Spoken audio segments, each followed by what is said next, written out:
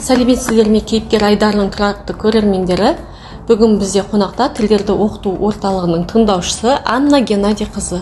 Анна ханым, қош келдіңіз. Рахмет.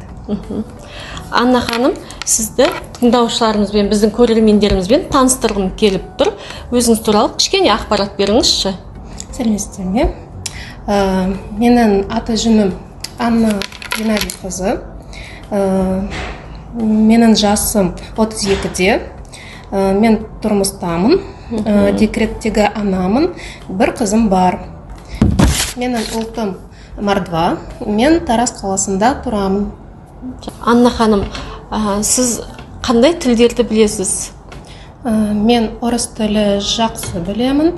Қазақ тілі мен ағылшын тілін үйреніп жүрмін. Бізде қазақ халқында 7 түрлі тіл білсең, 7 түрлі халықпен жақсы таныс боласың деген сондай әдемі қанатты сөз бар. Сіз сондай сізге қарап отырып қызығып. Сіз өзіңіздің ана тіліңіз мардва тілі, орыс тілі, және де қазақ тілі, ағылшын тілдерін біліп жүрсе, сізден сұрағым болып тұр.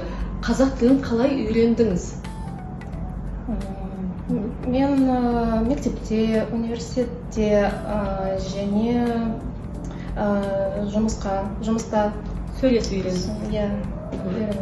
Ал қазір тілдерді оқыту орталығында қазақ тілін оқып жүрмін. Анна ханым, қазақ тілі курсы қалай өтіп жатыр?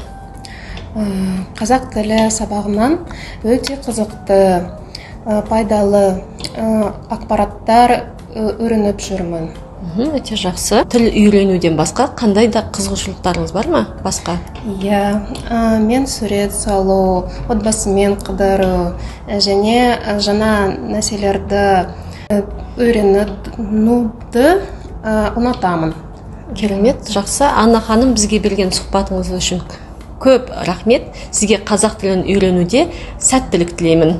Рахмет сізге.